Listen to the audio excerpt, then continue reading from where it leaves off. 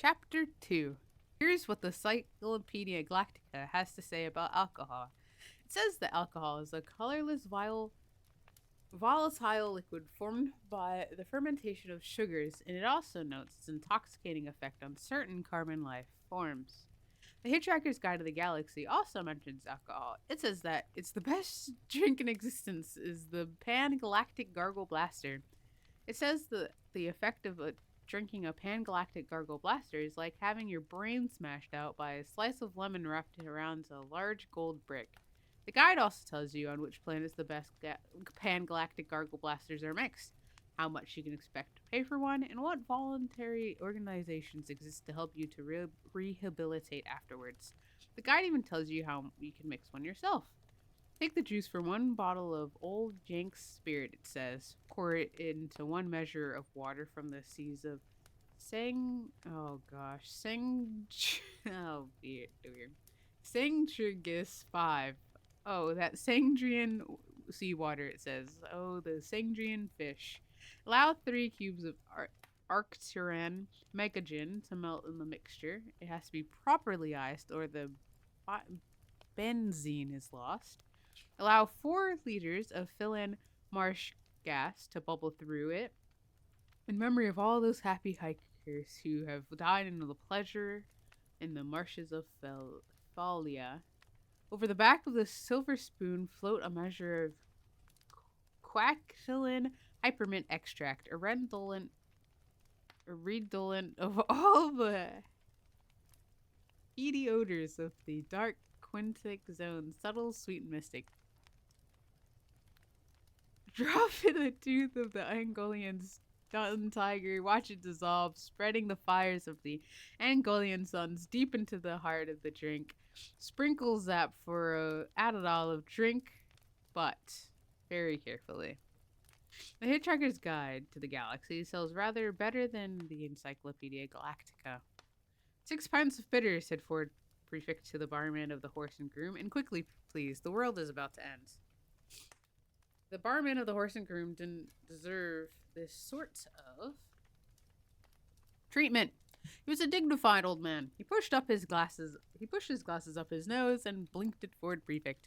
Ford ignored him and stared out the window. So the barman looked instead at Arthur, who shrugged helplessly and said nothing. So the barman said, "Oh yes, 6. Nice weather for it," he said, and started pulling pints. He tried again. "Going to watch the match this afternoon then?" Ford glanced around him. No point," he said. Looked back out the window. "What's that?" "Foregone conclusion then, you reckon, sir?" said the barman. "Arsenal without a chance?" No, said Ford. "It's just that the world's about to end." "Oh, yes, sir.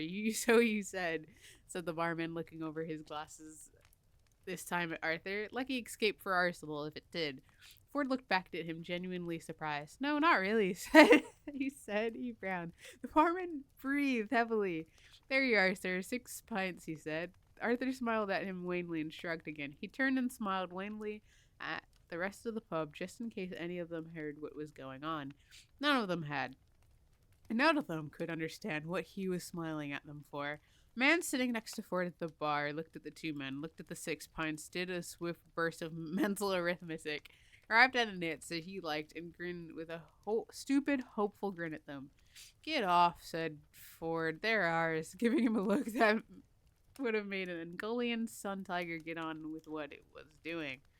Ford slapped the 5-pound note on the bar, said, "Keep the change." "What, from a $5? Thank you, sir." "Got 10 minutes to spend it." The barman decided simply to walk away for a bit. "Ford," said Arthur, "would you please tell me what the heck is going on?" "Drink up," said Ford. "You've got 3 pints to get through." 3 pints? At lunchtime? The man next to Ford grinned and nodded happily. Ford ignored him. He said, "Time is illusion. Lunchtime doubly so."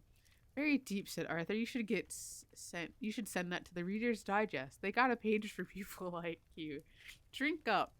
"Why 3 pints all of a sudden?" "Muscle relaxant. You'll need it." "Muscle relaxant?" "Muscle relaxant." Arthur stared into his beard. "Did I do anything wrong today?" he said. "Or has the world always been like this, and I've been too wrapped up in myself to notice?" "Let the hunt begin." "All right," said Ford. "I'll try to explain. How long have we known each other?" "How long?" Arthur thought. About 5 years, maybe 6. he said. Most of it seemed to make some kind of sense at the time. All right, said Ford. How would you react if I said that I'm not from Guilford after all, but from a small planet somewhere in the vicinity of Beetlejuice? Arthur shrugged in a so sort of way. I don't know, he said, taking a pull of beer. Why do you think it's that the sort of thing that you're likely to say? Ford gave up. It really wasn't worth bothering at the moment. What with the world being about to end, he said. Drink up. He added perfectly factually. The world is about to end. Arthur gave the rest of the pub another wan smile. The rest of the pub frowned at him. A man waved at him to stop smiling at him and mind his own business. This must be Thursday, Arthur thought to himself, sinking low over his beer. I could never get the hang of Thursday.